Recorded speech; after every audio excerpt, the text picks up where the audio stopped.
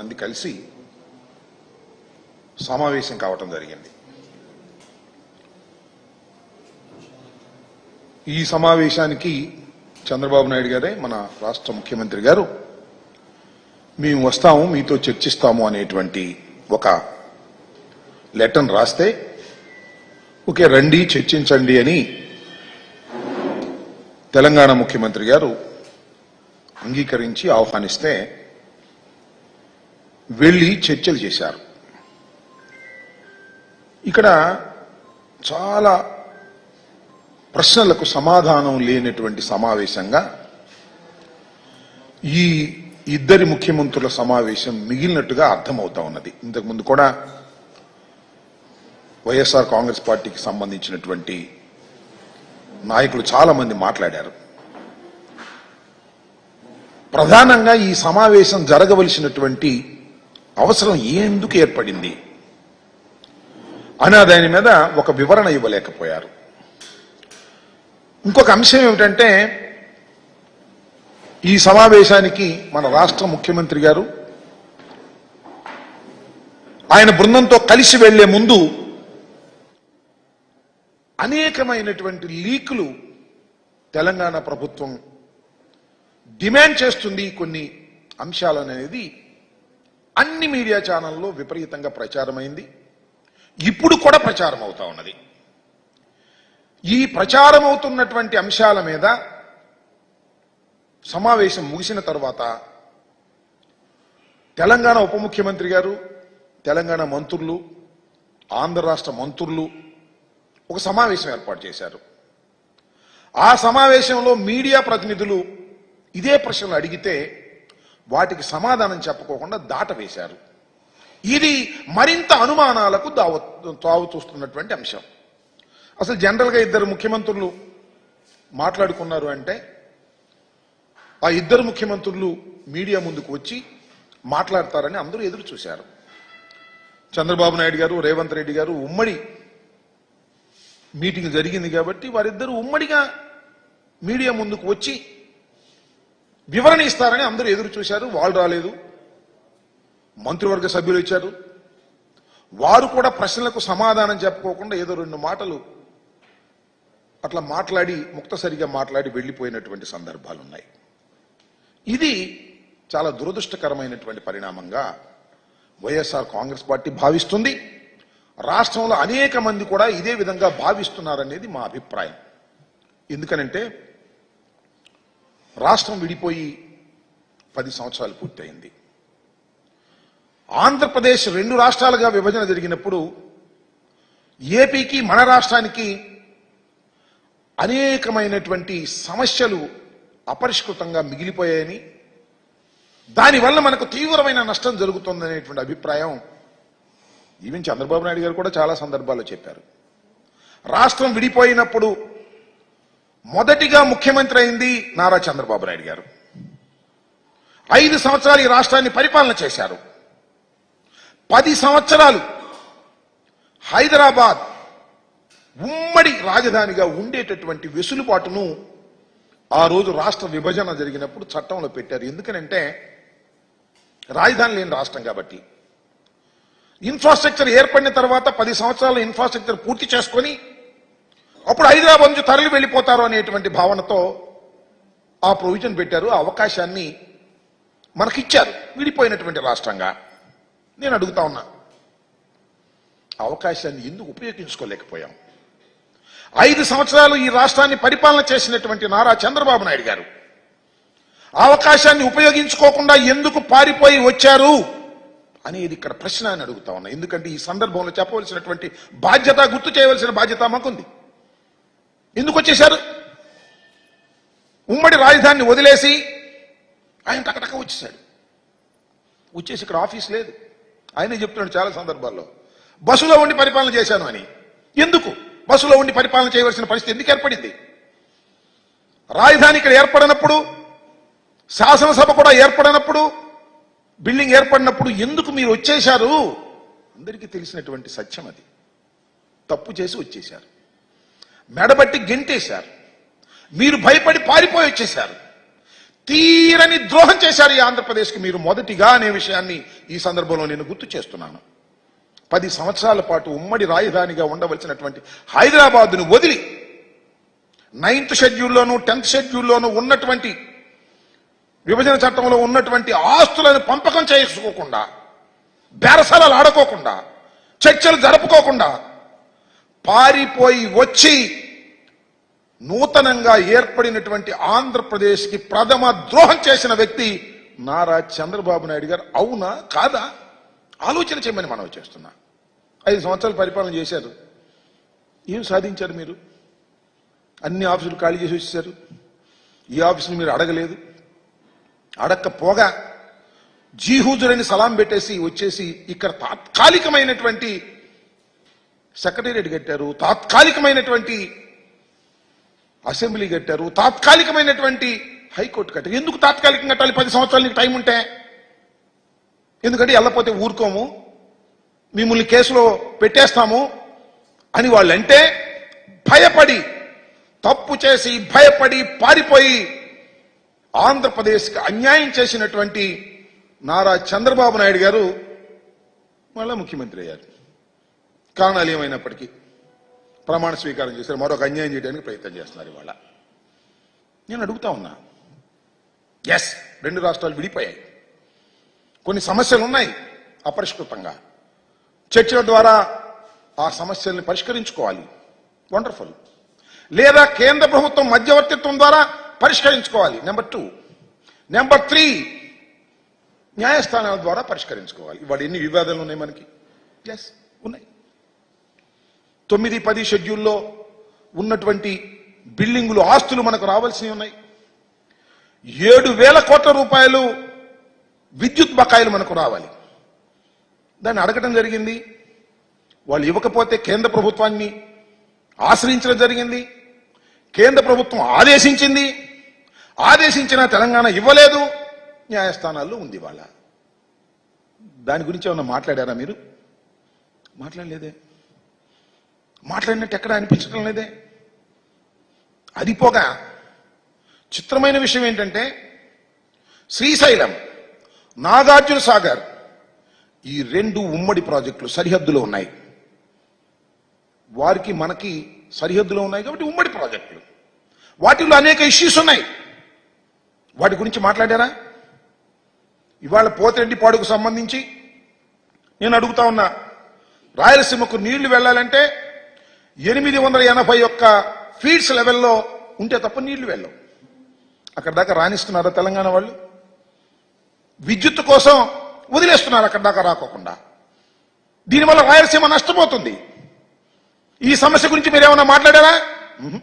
మాట్లాడాల. లేదు. నాగార్జున సాగర్ నేను మనవి చేస్తున్నా, నాగార్జున సాగర్లో రైట్ కెనాల్కి నీళ్లు మనం ఇవ్వాలి అంటే తెలంగాణ పర్మిషన్ కావాలి. తాళాలు వాళ్ళ దగ్గర ఉన్నాయి, వాళ్ళ స్వాధీనంలో ఉంది. 50-50గా ఉండవలసింది మన ఏరియాని కూడా వాళ్ళ స్వాధీనంలోకి వెళ్ళింది. ఎందువల్ల వెళ్ళింది? మీ అసమర్థత వల్ల వెళ్ళింది.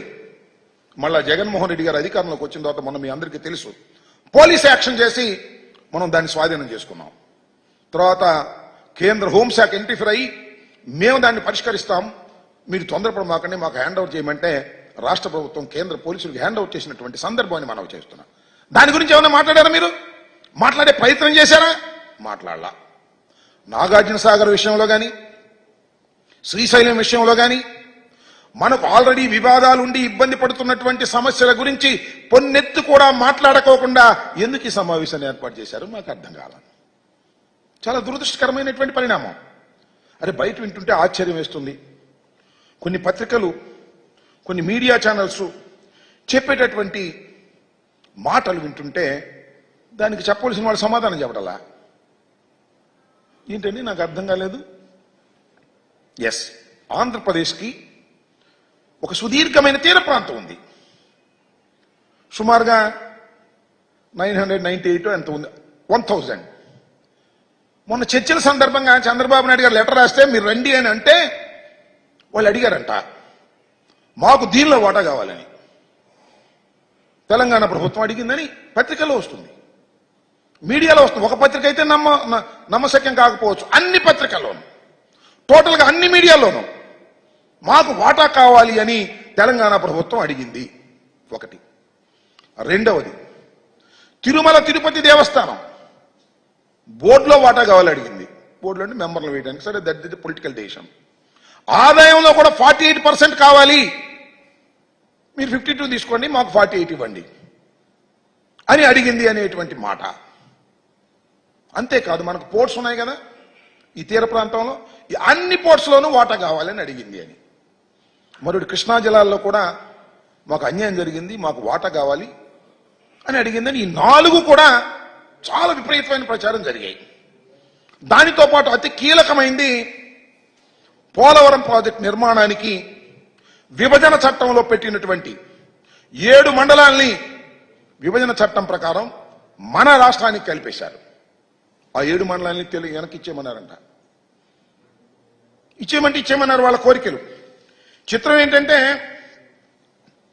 ఒక పత్రికలో హిందూ, మీ అందరికీ తెలుసు, దీనిలో ఇవాళ వచ్చింది ఏంటంటే, Naidu Revanth agrees to transfer 5 panchayats to TG.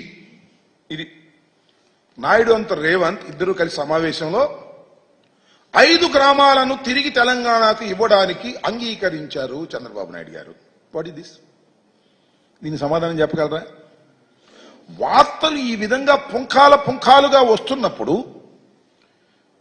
మీరు ఏమీ మాట్లాడకపోగా, ముఖ్యమంత్రులు ఇద్దరు మాట్లాడకపోగా, ముఖ్యమంత్రుల తరపున అక్కడ డిప్యూటీ సీఎం, మన మంత్రులు, వారి మంత్రులు కలిసి ఉమ్మడి సమావేశం ఏర్పాటు చేసి, పత్రికా సమావేశం, దానిలో మీడియా మిత్రులు ఏమండి ఇగో ఇవన్నీ వచ్చినాయి ఏంటి అని అడిగితే సమాధానం చెప్పకుండా తప్పుకెళ్లారంటే నిజమనుకోవాలా, అబద్ధం అనుకోవాలా? సమాధానం చెప్పకోకుండా తప్పుకు వెళ్ళిపోయారు అంటే వాళ్ళు అడిగిన మాట నిజము అని ఒప్పుకోవాలి. ఈ 5 గ్రామాలు ఇవ్వడానికి అంగీకరించాడు అని ఒప్పుకోవాలి.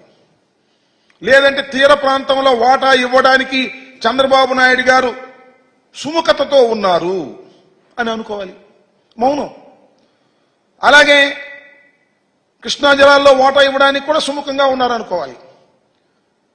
టీటీడీలో కూడా వాటా ఇవ్వడానికి సుముఖంగా ఉన్నారని అనుకోవాల్సి వస్తుంది మాట్లాడకపోతే. ఇంకో మాట అన్నాడు, రెండు కళ్ళు నాకు అన్నాడు. అంతే. తెలంగాణ ఆంధ్ర 2 నా కళ్ళు. నేను ఆంధ్రప్రదేశ్కి ముఖ్యమంత్రి అయినప్పటికీ కూడా 2 నాకు 2 కళ్ళు లాంటివి అన్నాడు. అంటే సమానంగా చూసుకుంటానేగా. ఏంటిది నాకు అర్థం కాల. ఆ సందర్భం ఏమిటి? అఫ్ కోర్స్ మీ తెలంగాణలో మీ పార్టీ ఉండొచ్చు, దాన్ని మళ్ళా బతికించుకోవడం కోసమో, దాన్ని మళ్ళా రివైవ్ చేసుకోవడం కోసమో మీరు తెలంగాణ కోరేటటువంటి అసంబద్ధమైన కోరికలకు అంగీకరిస్తారా? అంగీకరించరా? అంగీకరిస్తారో అంగీకరించో చెప్పాలి కదా. చెప్పుకోకుండా తెలంగాణ వెళ్ళి తెలంగాణ భవన్లో, తెలంగాణలో వారి తెలుగుదేశం పార్టీ భవన్లో నాకు 2 కళ్ళు, తెలంగాణలో ఉన్నటువంటి తెలుగుదేశం కార్యకర్తలకు కూడా నేను మేలు చేస్తాను అనేటువంటి మాటలు మీరు మాట్లాడుతున్నారు అంటే ఈ జరిగినటువంటి విషయాలన్నీ కూడా నిజమే కదా అనేటువంటి భావన కలుగుతుంది. నిజమో కాదో మాకు తెలియదు. అసలు రహస్యం ఏంటంటే నాకు అర్థం కాలేదు. 2 రాష్ట్రాల ముఖ్యమంత్రులు విభజన చట్టంలో ఉన్నటువంటి అంశాల మీద చర్చించుకోవడం రహస్యమల అవుతుంది. బహిరంగం కావాలి కదా. మీరేం ప్రత్యక్ష ప్రసారం ఇవ్వాల్సిన అవసరం లేదు. ఇది జరిగింది అని రేవంత్ రెడ్డి గారో, ఇది జరిగింది అని చంద్రబాబు నాయుడు గారో పాయింట్ టు పాయింట్ చెప్పాలి కదా. మీరు చర్చలు జరిగాయి, చర్చలు జరిగితే ఇది అడిగారు మేము ఇస్తామన్నాము, ఇది అడిగారు మేము వద్దన్నాము అని చెప్పాలి కదా. చెప్పకోకుండా రహస్యంగా దాయవలసినటువంటి పరిస్థితి ఎందుకు ఏర్పడుతుంది? దీన్ని ఆలోచించవలసినటువంటి అవసరం ఉందని మనవి చేస్తున్నా. దాంతోపాటు చంద్రబాబు నాయుడు గారు నాకు 2 సమానమే. చంద్రబాబు నాయుడు గారు, మీరు ఆంధ్రప్రదేశ్కు ముఖ్యమంత్రి మర్చిపోవద్దు. 2 సమానం అయితే మీ పార్టీ పరంగా చూసుకోండి. కానీ ముఖ్యమంత్రిగా ఉండి తెలంగాణ కూడా నాకు సమానం అనేటువంటి పద్ధతుల్లో మీరు మాట్లాడుతున్నారంటే ఏదో ద్రోహాన్ని ఆంధ్ర రాష్ట్ర ప్రజలకు మీరు చెయ్యబోతున్నారు అనే నిర్ధారణకి వాళ్ళ ప్రజలు, మేధావులు వచ్చేటటువంటి పరిస్థితి ఉంది. కాబట్టి మీరు సమాధానం చెప్పండి. ఈ ప్రశ్నలకు సమాధానం వాలంటరీగా చెప్పాలి. లేదా మేము అడుగుతున్నాం చెప్పండి. చెప్పం మేము మేము కాముగా ఉంటామంటే మీరు మా ఇష్టం వచ్చింది అనుకోవాలి, జనం ఇష్టం వచ్చింది అనుకోవాలి. ఈ హిందూలో రాసింది నిజం అనుకోవాలి, మీడియాలో వస్తున్నటువంటి వార్తలన్నీ నిజమని అనుకోవలసినటువంటి అవసరం ఉంటుంది. మౌనం అర్ధాంగీకారం అన్నారు. ఈయన అడిగినా చెప్పట్లేదంటే ఫుల్ అంగీకారంగా భావించవలసి ఉంటుంది అనేది మీరు గ్రహించాలి. ఇది సరైనటువంటి విధానం కాదు. అఫ్ కోర్స్ మీరు మంచి ఉత్సాహంగా ఉన్నారు, గెలిచారు కాబట్టి. తెలంగాణకి వెళ్ళి మీరు ఏదో ప్రదర్శన చేయాలని, ఊరేగింపు చేయాలనో, రేవంత్ రెడ్డిని కలవాలనో అనుకోవచ్చు. రేవంత్ రెడ్డి గారు మీ శిష్యుడో గురువో మాకు తెలియదు, కానీ మీకు ఆ చనువు ఉంది కాబట్టి ఏదో సాధిస్తారని చాలా మంది అనుకున్నారు. సాధించకపోగా మీరు వదిలేసి మన హక్కుల్ని వదిలేసేటువంటి పరిస్థితి వస్తుంది అనేది ఇవాళ భయపడుతున్నటువంటి అంశమని ఈ సందర్భంగా నేను చెప్పదలుచుకున్నాను. ఇంకొక అంశం ఏంటంటే Polavaram it's very very important thing. Polavaram చట్టంలో మనకి, ఛత్తీస్గఢ్కి, తెలంగాణకి కొన్ని విభేదాలు ఉన్నాయి. ఛత్తీస్గఢ్కి అదేవిధంగా ఒరిస్సాకి ఉన్నటువంటి వివాదాలను ఆల్మోస్ట్ ఆల్ పరిష్కార దశకు వచ్చేసాయి. పరిష్కరించుకునే పరిస్థితి వచ్చేసింది. మన జగన్మోహన్ రెడ్డి గారి చొరవ వల్ల పరిష్కరించుకునే దశకు వచ్చాం. వాళ్ళు తెలంగాణలో కొత్త సమస్య తీసుకొచ్చారు. 7 గ్రామాలని మనం కలిపేటువంటి విధానం చట్టంలో ఉంది. ఇవాళ చంద్రబాబు నాయుడు గారు, రేవంత్ రెడ్డి గారు, నేను లేకపోతే మోడీ గారు నిర్ణయించింది కాదు. అది విభజన చట్టంలో 7 మండలాలు తీసుకెళ్లి ఆంధ్రప్రదేశ్లో కలిపితే తప్ప పోలవరం నిర్మాణం సక్రమంగా సాగదు. ఇది ముంపుకు గురయ్యేటువంటి ప్రాంతాలు. అవి ఒక ప్రాంతంలో ఉంటే ఘర్షణలు వస్తాయి లేదా విభేదాలు వస్తాయని కలిపేశారు. వాడిని అడుగుతున్నారంట వాళ్ళు. ఇది అడగటం తప్పో రైటో చెప్పాలి కదా. అంటే మీరు ఏమనుకుంటున్నారు? పోలవరాన్ని కట్టకూడదని అనుకుంటున్నారు అనేటువంటి భావన కలుగుతా ఉంది. ఎందుకంటే ఒకటి, వాళ్ళు అడుగుతున్నారు, మేము ఇస్తాం అనేటువంటి మాట వాళ్ళు మాట్లాడుతున్నారు. చాలా ద్రోహం అని చెప్పి ఈ సందర్భంగా నేను మనవి చేస్తున్నా. చంద్రబాబు నాయుడు గారి కంఠం పెద్దది కావచ్చు, చంద్రబాబు నాయుడు గారిని సపోర్ట్ చేసేటటువంటి పత్రికలు విరివిగా ఉండవచ్చు, మీడియాలో ఆయన ఎక్కువగా చెప్పవచ్చు, కానీ పోలవరానికి ద్రోహం చేసేటటువంటి కార్యక్రమం నారా చంద్రబాబు నాయుడు గారు చేస్తున్నారు అని మరొక్కసారి ఈ సందర్భంగా చెప్పదలుచుకున్నానని మనవి చేస్తున్నా. 7 మండలాల్లో కొన్ని గ్రామాలను తీసుకువెళ్ళట్టు కలిపేటటువంటి ప్రయత్నం చేసేటటువంటి ఒక దారుణమైన నిర్ణయానికి ఇవాళ చంద్రబాబు నాయుడు గారు రావడం అనేది చాలా దురదృష్టకరం. ఇది ద్రోహం అని కూడా ఈ సందర్భంగా మనవి చేస్తున్నాం. అంతేకాదు, మీ అందరికీ తెలుసు గోబెల్ ప్రచారం. చంద్రబాబు నాయుడు గారికి అది చాలా మెరుగ్గా ఉంటుంది. ఎందుకంటే ఆయనకి 1, 2, 3, 4 పత్రికలు ఉన్నాయి, అలాగే 2, 3 ఛానల్స్ ఉన్నాయి. ఒకే వార్త వండేస్తారు భయంకరంగా. ఇవాళ కూడా వారికి ఉన్న పత్రికల్లో రివర్స్ టెండరింగ్ రివర్స్ కొట్టింది అంటే వాళ్ళు చెప్పదలుచుకుంది ఏంటంటే పోలవరం ఈ దశకు రావడానికి కారణం, ఈ దశ కంటే సంక్షోభంలో ఉండడానికి గల కారణం జగన్మోహన్ రెడ్డి గారు రివర్స్ టెండరింగ్ వల్లే జరిగిందని మా మీద ఆపాదించే ప్రయత్నం చేస్తున్నారు. నేను అనేక సందర్భాల్లో చెప్పా, మళ్ళా చెప్తున్నా, కాంట్రాక్టర్ను మార్చడం వల్లనో రివర్స్ టెండరింగ్ వల్లనో పోలవరం ప్రాజెక్టుకు నష్టం జరగలేదు. మరొక్కసారి చెప్తున్నా, కాంట్రాక్టర్ను మార్చడం వల్లనో రివర్స్ టెండరింగ్ వల్లనో పోలవరానికి నష్టం జరగలేదు. నష్టం జరిగిందల్లా మీ తెలివి తక్కువతనం వల్ల. నది డైవర్షన్ పూర్తి కాకుండా, డైవర్షన్ చేయకోకుండా డయాఫ్రమ్ వాల్ వేసి కాఫర్ డ్యాముల నిర్మాణం ప్రారంభించడం వల్ల మాత్రమే ఇవాళ ఇది జరిగిందనేది ఘంటాపదంగా చెప్పగలనని కూడా మనవి చేస్తున్నా. ఆ తప్పును కప్పిపుచ్చుకోవడం కోసం రివర్స్ టెండరింగ్, కాంట్రాక్టర్ను మార్చారు, అందువల్లనే జరిగింది అనేటువంటి మాట మాట్లాడుతున్నారు. పదే పదే పదే మాట్లాడటంతో ఏమో అనేటువంటి భావన ప్రజల్లో కలిగే విధంగా నేను ఇంతకు ముందు అనేక సందర్భాల్లో ఎక్స్ప్లెయిన్ చేశా, డయాగ్రామ్ వేసి కూడా ఎక్స్ప్లెయిన్ చేశా. నేను మనవి చేస్తున్నా, దీనివల్ల కాదు, చంద్రబాబు నాయుడు గారు 2019లో త్వరితగతిన పూర్తి చేసి ఎన్నికలకు వెళ్ళాలి అనేటువంటి తాపత్రయంతో ప్రోటోకాల్ లేకోకుండా, నది డైవర్షన్ పూర్తి కాకోకుండా నది మధ్యలో కాఫర్ డ్యాములు వేసేటటువంటి ప్రయత్నం చేయటం వల్ల మాత్రమే ఈ తీవ్రమైనటువంటి నష్టం జరిగింది. ఇవాళ నష్టం జరగడానికి ప్రధానమైన కారణం చంద్రబాబు నాయుడు గారు వారి ప్రభుత్వం 5 సంవత్సరాలు చేసినటువంటి విధానం అని కూడా ఈ సందర్భంగా నేను చెప్పదలుచుకున్నాను. పోలవరం మీద చంద్రబాబు నాయుడు గారికి చిత్తశుద్ధి లేనే లేదు. పోలవరంలో వచ్చేటటువంటి డబ్బుల మీద మాత్రమే ఆయనకి చిత్తశుద్ధి ఉంది అనే విషయాన్ని మరొకసారి గుర్తు చేస్తున్నాను. నేను చెప్పింది కాదు, వారి పార్ట్నర్గా ఉన్నటువంటి మోడీ గారే అది ఏటీఎంగా ఉపయోగించుకుంటున్నారనేటువంటి మాట చెప్పినటువంటి సందర్భాలు ఉన్నాయని కూడా ఈ సందర్భంగా నేను మనవి చేస్తున్నాను. కాబట్టి ఇప్పటికైనా నేను సవినయంగా చంద్రబాబు నాయుడు గారిని, తెలుగుదేశం పార్టీని, ప్రభుత్వాన్ని రిక్వెస్ట్ చేస్తున్నాను.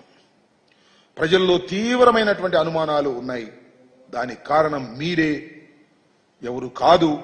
మీరే ఒక లెటర్ రాసి ఆహ్వానింపజేసుకొని మీరే వెళ్ళడం, మీరే మాట్లాడడం, మీరు మాట్లాడిన తర్వాత ఏమో వారు మాట్లాడక ముందే చాలా లీకులు ఇవ్వడం, ఇందాక నేను చెప్పినటువంటి అనేక అనుమానాలు తెలుగు రాష్ట్ర ప్రజల్లో, ముఖ్యంగా ఆంధ్రప్రదేశ్లో ప్రజల్లో తీవ్రమైన నష్టాన్ని చేసేటటువంటి డిమాండ్స్ వారు పెట్టారని, మీరు కొన్ని డిమాండ్స్ను అంగీకరించారనేటువంటి మాటలు పత్రికల్లో వస్తున్నాయి. దీనికి క్లారిఫికేషన్ ఇచ్చుకోవడం మీకు మంచిదని మనవి చేస్తున్నాం. మాకు కాదు, మీకు మంచిది. లేకపోతే మీరు నష్టం చేస్తున్నారు రాష్ట్రానికి అనేటువంటి భావన, రెండు కళ్ళు కాబట్టి రెండింటినీ సమానంగా చూసుకుంటున్నారు, అవసరమైతే మన రాష్ట్రంలో ఉన్న కొన్ని హక్కుల్ని వారి రాష్ట్రానికి ఇస్తారు అనేటువంటి భావన కలిగేటటువంటి అవకాశం ఉన్నది. కాబట్టి సత్వరమే మీరు సమాధానం చెప్పండి. మీరు సమాధానం చెప్పకపోతే ఎవరు అనుకోవాల్సింది వాళ్ళు అనుకుంటారు. తీవ్రంగా మీకే నష్టం ఈ ప్రభుత్వానికి జరుగుతుంది, రాష్ట్రానికి జరుగుతుందని కూడా ఈ సందర్భంగా నేను చెప్పదలుచుకున్నాను. కమిటీ వేశారు. అదేదో పూర్వం ఏదో సినిమా మన టీవీలో వచ్చేది ఋతురాగాలని సీరియల్, ఎన్ని సంవత్సరాలు నడిచిందో అన్ని సంవత్సరాలు నడిచింది. ఈ కమిటీలు కూడా అన్ని సంవత్సరాలు నడుస్తుంది. నేను ఒక మాట చెప్తా. ఆల్రెడీ జగన్మోహన్ రెడ్డి గారు మాట్లాడటం, కేంద్రంతో సిఎస్లతో మీటింగ్ వేయటం, బేడీతో ఒక కమిటీని వేయటం, కొంతవరకు ముందుకు వెళ్ళినాయి. మళ్ళీ వెనకొచ్చారు. మళ్ళీ రేవంత్ రెడ్డి, చంద్రబాబు నాయుడు గారు కూర్చొని మాట్లాడుకోవడం, ఏం జరిగిందో ఎవరికి చెప్పకుండా పారిపోయి రావడం. This is not at all correct. ప్రజాస్వామ్యంలో ఇది కరెక్ట్ కాదు. ఒక ముఖ్యమంత్రిగా మీరు చేస్తున్నది కూడా కరెక్ట్ కాదనే విషయాన్ని దయచేసి అర్థం చేసుకోండి.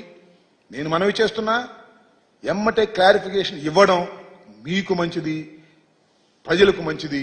లేదు మా ఇష్టం, మాకు సాగుతుంది, మేము చెప్పాల్సిన అవసరం లేదు, అవసరమైతే తిరుపతి గుడిలో కూడా ఇచ్చేసేస్తాం, దైవాన్ని కూడా ఇచ్చేస్తాం, లేదా తీర ప్రాంతంలో కూడా ఇస్తాం, మాకు రెండు కళ్ళు, మా రెండు సమానమే, మా తెలుగుదేశం పార్టీ కూడా అక్కడ ఉంది కాబట్టి రాబోయే కాలంలో తెలుగుదేశం బాగా పెరగాలంటే మనం కొంత ఇస్తామంటే ఉపయోగం జరిగిద్దని పిచ్చి ఆలోచనలు చేశారా? ఎక్కడైనా పోతారు. అది ఆలోచించుకోమని ఈ సందర్భంగా నేను చెప్పదలుచుకున్నాను.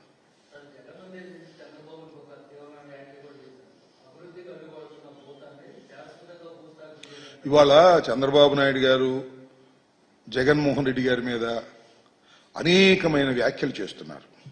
నేను ఇంతకు ముందు కూడా చెప్పా, వ్యక్తిగత హననాన్ని చేసేటటువంటి ప్రయత్నం చేస్తున్నారు. అంటే కారణం ఏంటంటే జగన్మోహన్ రెడ్డి గారు మళ్ళా విజృంభిస్తారు, ఆయనకి ప్రజాదరణ బాగుంది అనేటువంటి ఒక భయంతో చేస్తున్నటువంటి ఈ ఆరోపణలు తప్ప దానిలో నిజాలు లేవు. మేము ఓడిపోయి ఉన్నాం, ఆయన గెలిచున్నాడు కాబట్టి ఏయో చెప్తాడు. ఆయన చెప్పే మాటలన్నీ పెద్దగా పట్టించుకోవాల్సిన అవసరం లేదు. రాబోయే కాలంలో చూస్తాం.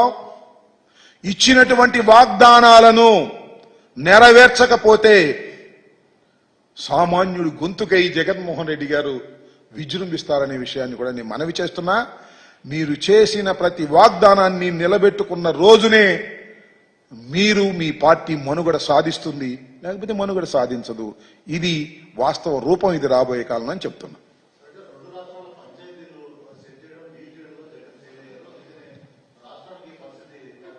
రెండు రాష్ట్రాల పంచాయతీనా?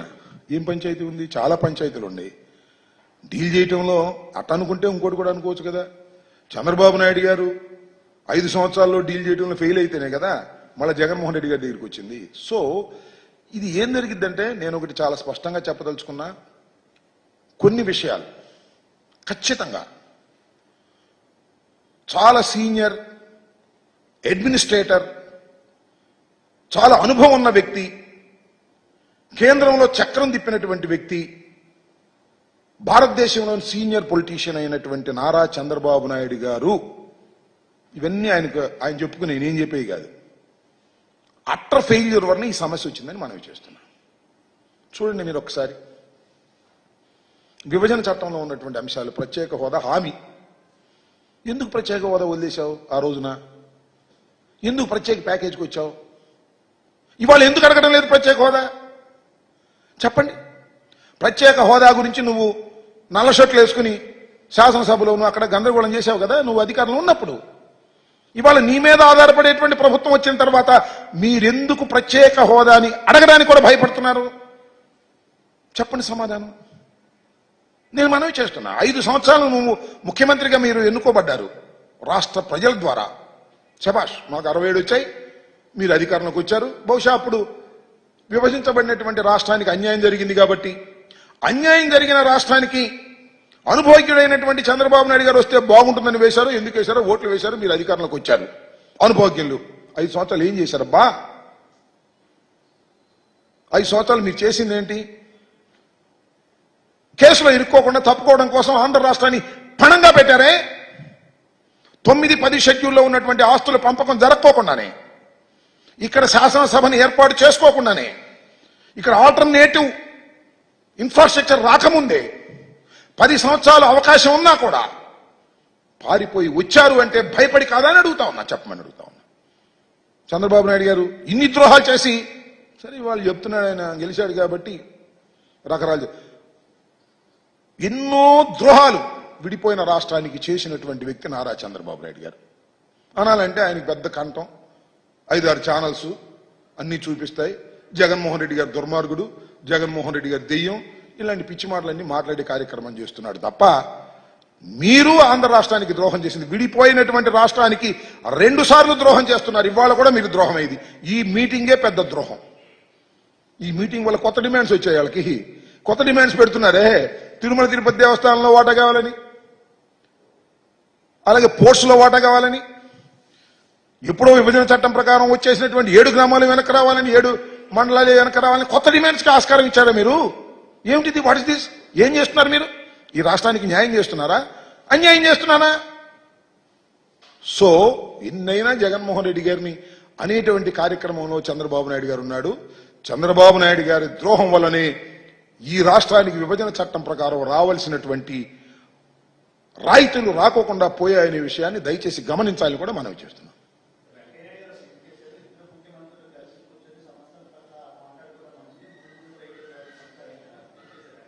ఏమన్నారు?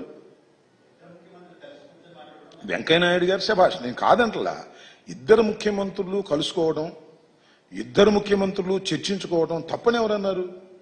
చర్చించుకున్న విషయాలను బహిర్గతం చేయకోకుండా రహస్యంగా అట్టిపెట్టడం ధర్మమా? చెప్పాలి కదా ఏదోటి. మేము ఈ అంశాల గురించి చర్చించుకున్నాం, ఈ అంశాల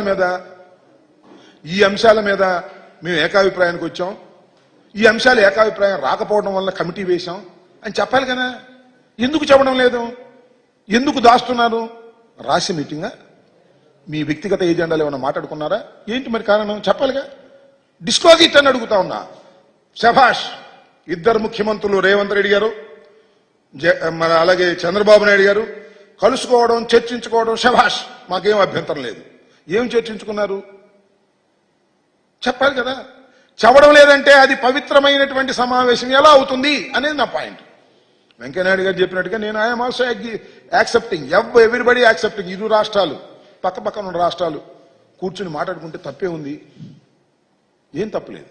ముఖ్యమంత్రుల హోదాలో మాట్లాడుకోవాలి, సమస్యలు పరిష్కరించుకోవాలి, తప్పలేదు. కానీ మళ్ళీ వెనక్కి వచ్చేసారే, మళ్ళీ చర్చలు మొదలుకొచ్చినాయే. కొన్ని కోర్టుల్లో ఉన్నాయి అంశాలు, కొన్ని షీలాబేడి కమిటీ వేశారే, ఇంత పురోగతి సాధించామే. మీకు ఇంకో విషయం చెప్తున్నా, పోలవరం విషయంలో ఛత్తీస్గఢ్ అలాగే ఒరిస్సాకి ఉన్నటువంటి ఇష్యూస్ని వీఆర్ సెటిలింగ్ అవుట్. నేను ఇంకోటి కూడా మనం చేస్తున్నా, ఈవెన్ సిడబ్ల్యూసి కోర్టులో, సెంట్రల్ వాటర్ కమిషన్ కోర్టులో అఫిడవిట్ ఇచ్చింది. ఏమని?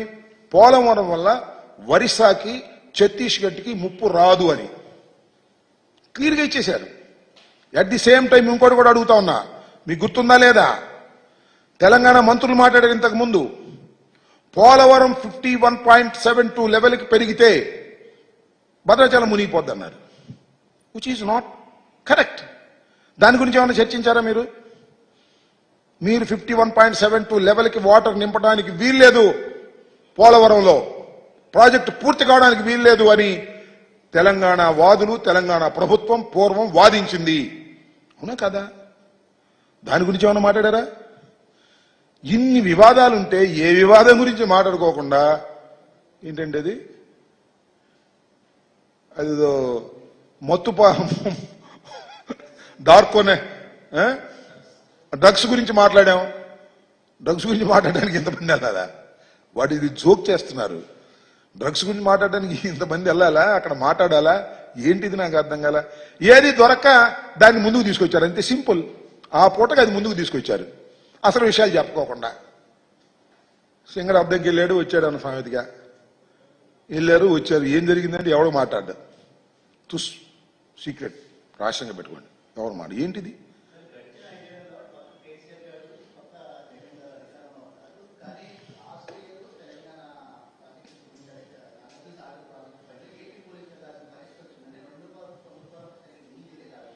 నో నో నో ఇక్కడ అక్కడ మీకు మనవి చేస్తున్నా, నాగార్జున సాగర్లో రైట్ కెనాల్కి అంటే మన వైపుకి నీళ్లు వదలాలి అంటే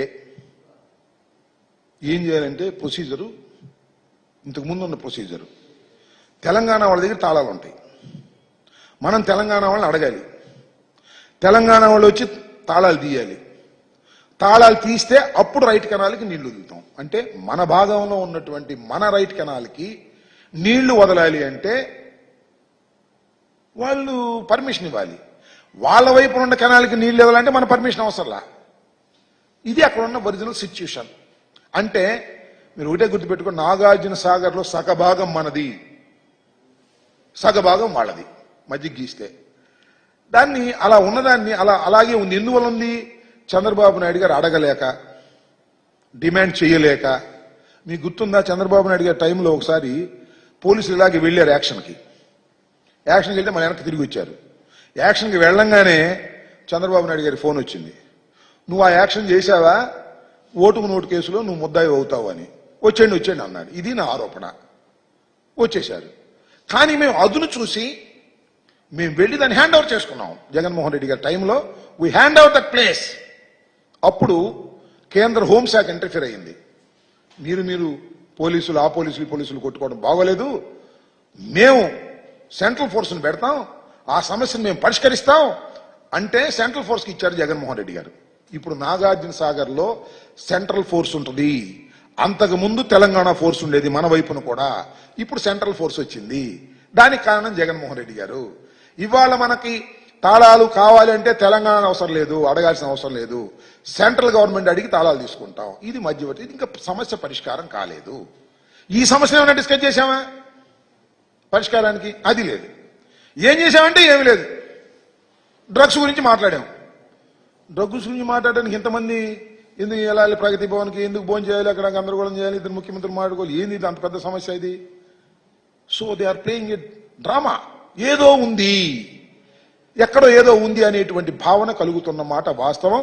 దీనికి మరొక్కసారి నేను రిక్వెస్ట్ చేస్తున్నాను, తక్షణమే సమాధానం చెప్పండి. చెప్పకపోతే మీరు అనుభవిస్తారని కూడా ఈ సందర్భంగా చెప్పదలుచుకున్నాను.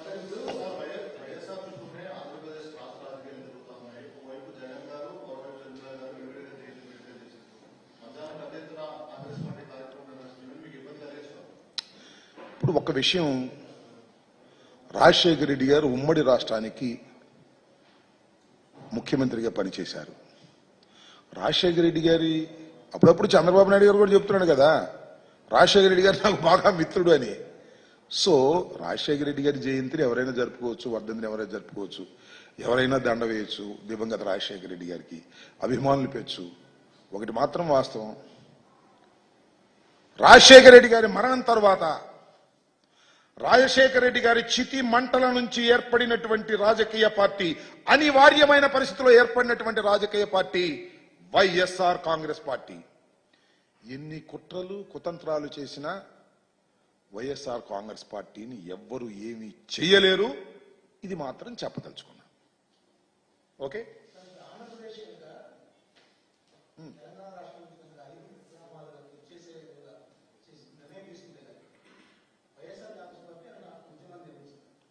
ఉద్యమాల అవసరం మనం చూద్దాం, విల్ సీ. 5 గ్రామాలని నేను ఇంకోటి చెప్తున్నా, 5 గ్రామాలని కానీ 7 మండలాలను కానీ విభజన చట్టంలో ఉన్నటువంటి అంశాలు అంటే అర్థం ఏంటి? విభజన చట్టాన్ని మళ్ళా సవరించాలి. ఇది చంద్రబాబు నాయుడు గారికి తెలుసు, మీకన్నా నాకన్నా ఎక్కువ.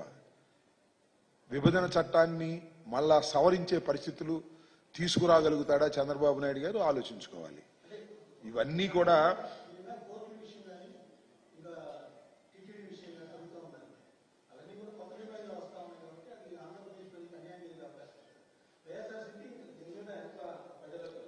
అసలు ముందు వాళ్ళ సమాధానం చెప్పలేమండి. Wheel plan it. ఒకటి మాత్రం వాస్తవం, 7 మండలాల నుంచి ఏ మాత్రం అటు పంపించినా, 30 గ్రామాలు అవన్నీ కూడా ముప్పుకు గురై పంపించినా డిస్ప్యూట్ విల్ రైజ్. పోలవరం ముందుకు వెళ్ళదు. ఇప్పటికే ఒరిస్సా ఛత్తీస్గఢ్తో మనం ఇబ్బంది పడుతున్నాం. చాలా అంశాలు ఉన్నాయి. అన్నిటికన్నా మించినటువంటి అంశాలు జల వివాదాలు. పోలవరం వివాదం ఉంది, ఎందుకంటే 51.72 వెళ్తే మా భద్రాచలం మునిగిపోద్ది అనేటువంటి మాటలు మాట్లాడుతున్నారు వాళ్ళు, విచ్ ఇస్ నాట్ కరెక్ట్. అలాగే తెలంగాణకు మన శ్రీశైలానికి సంబంధించి ఇష్యూ ఉంది. పోతిరెడ్డిపాడుకు నీళ్లు వెళ్ళకోకుండా వాళ్ళు జల విద్యుత్తుకు వదిలేస్తున్నారు. అవసరం లేకపోతే జల విద్యుత్తుకు వదిలేస్తున్నారు. వాళ్ళకి విద్యుత్ సరఫరా కోసం లెవెల్ రానియట్లేదు. ఇలాంటి చాలా ఇష్యూస్ ఉన్నాయి. మ్యూచువల్గా సెటిల్ చేసుకోవాల్సిన అంశాలు ఉన్నాయి. మాట్లాడుకోవాలి, చర్చించుకోవాలి, తప్పలేదు. ఇవేం మాట్లాడుకోకుండా తిరుపతిలో వాటా ఇద్దామా వద్దా, కోస్ట్లో వాటా ఇద్దామా వద్దా, పోలవరంకి వచ్చినటువంటి 7 మండలాల్లో కొన్ని గ్రామాలు ఇచ్చేద్దాం వద్దా, ఈ చర్చ జరుగుతుందంటే కొద్ది భయం వేస్తున్నటువంటి అంశం ఇది. ఆందోళన చెందవలసినటువంటి అంశం ఇది. ముఖ్యంగా తెలుగు రాష్ట్ర ప్రజలు, ముఖ్యంగా ఆంధ్రప్రదేశ్ ప్రజలు ఆందోళన చెందుతున్నటువంటి అంశాలు ఇవి. వీటికి you have to give a clarification. ఇవ్వకపోతే తప్పు చేసిన వాళ్ళు అవుతారు, అంతే. రైట్.